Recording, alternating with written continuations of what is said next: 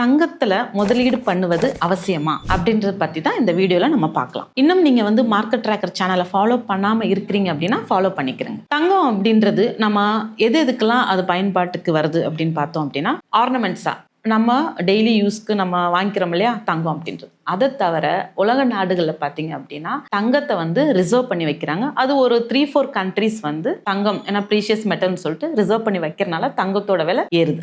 ஆனால் நீங்கள் தங்கத்தை பற்றி தெரிஞ்சுக்கணும் அப்படின்னா அதில் இன்வெஸ்ட் பண்ணுறது அப்படின்றது சரியான முதலீடு இல்லை அப்படின்றதான் நான் சொல்லுவேன். தங்கத்தை நீங்கள் எதெல்லாம் பார்க்குறீங்க, நான் சொன்ன மாதிரி ஆர்னமெண்ட்ஸில் பார்க்கலாம். இல்லை அப்படின்னா ஒரு ஒரு டெம்பிள் கோயில்களில் நீங்கள் பார்க்கலாம். அப்புறம் நான் சொன்ன மாதிரி ரிசர்வ். இதை தவிர ஏதாவது டெய்லி யூசேஜ் அதுக்கு இருக்கா, மெடிக்கல்ல யூஸ் ஆகுதா, இல்ல சில்வர் மாதிரி இப்ப வெள்ளி அப்படின்னு எடுத்துக்கிட்டீங்க அப்படின்னா உங்களுக்கு சோலார் பேனல்ல யூஸ் ஆகுது. அதே மாதிரி ஆட்டோமொபைல்ஸ்ல யூஸ் பண்றாங்க. ஆனா தங்கம் அப்படியா கிடையாது. அப்போ தங்கம் அப்படின்றது அதோட யூசேஜ் அப்படின்றது ரொம்ப கம்மி. நம்ம எப்பவுமே தங்கத்தை டாலர் வேல்யூல தான் நம்ம வச்சு அதை மதிப்பிடுறோம். ஸோ 1980s பாத்தீங்க அப்படின்னா